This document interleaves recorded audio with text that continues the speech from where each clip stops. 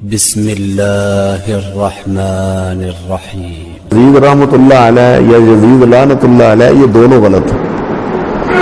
جب ہمارا موقف یہ ہے کہ لا نحبہ ولا نسبہ، تو پھر رحمۃ اللہ علیہ کیا ہوا؟ مجموعی طور پر ہم کہتے ہیں جتنے مسلمان فوت ہو گئے ہیں ربنا اغفر لنا ولاخواننا الذین سبقونا بالایمان، اس میں وہ بھی شامل ہے۔ اب اس کا استدلال کر کے پھر جناب کہنا کہ جناب جب یہ کہتے ہو تو پھر رحمۃ اللہ علیہ کیوں نہیں ہے، یہ بالکل غلط۔ کسی کو اس طرح رحمۃ اللہ علیہ یا کسی کو جنتی، حتیٰ کہ صحابہ کرام رضوان اللہ علیہ مجمعین، جن کے بارے میں نبی علیہ الصلوۃ والسلام نے فرمایا کہ یہ جنتی ہیں، یہ جنتی ہیں، یہ جنتی ہیں، عقائد میں یہ بات لکھی ہوئی ہے کہ ان کے علاوہ باقی صحابہ کرام کے بارے میں ہمیں اجمالاً عقیدہ رکھنا چاہیے کہ کلہم فی الجنہ، لیکن ان کو نام لینے کے جنتی کہنا یہ نہیں صحیح۔ ان کو اگر ان کو نام لیں تو پھر نبی صلی اللہ علیہ وسلم کے نام لینے کا کیا مطلب ہے؟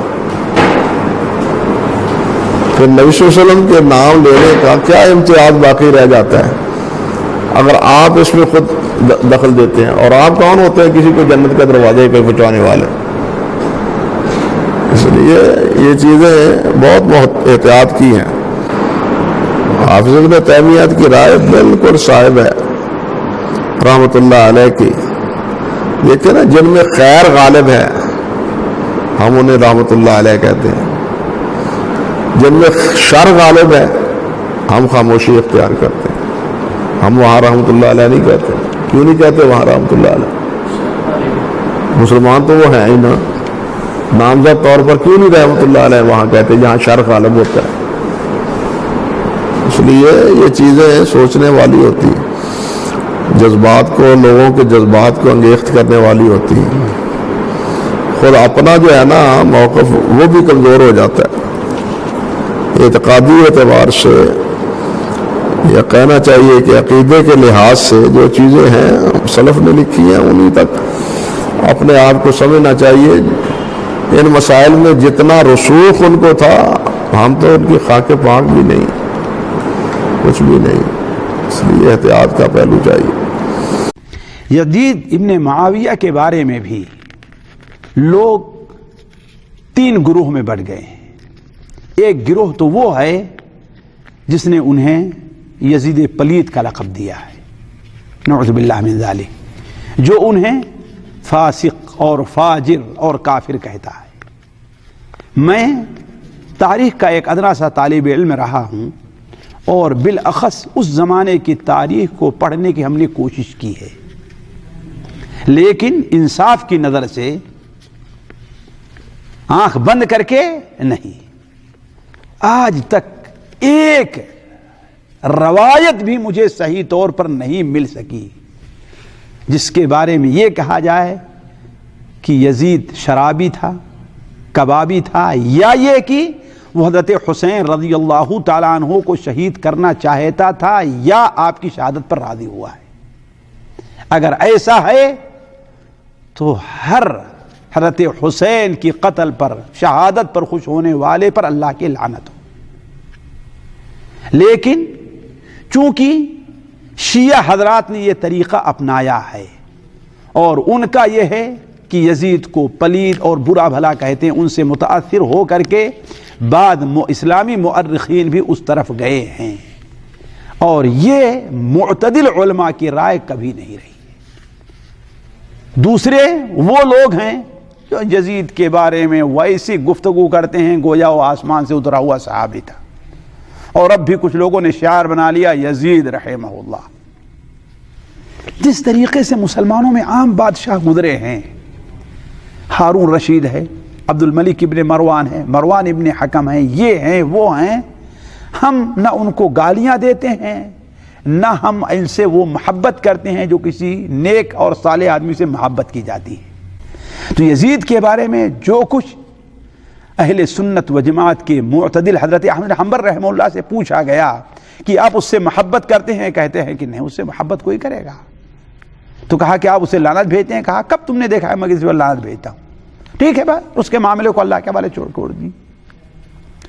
اور اس کو بنیاد بنا کر کے ظاہر بات ہے معاملہ یہیں تک نہیں رکتا ہے.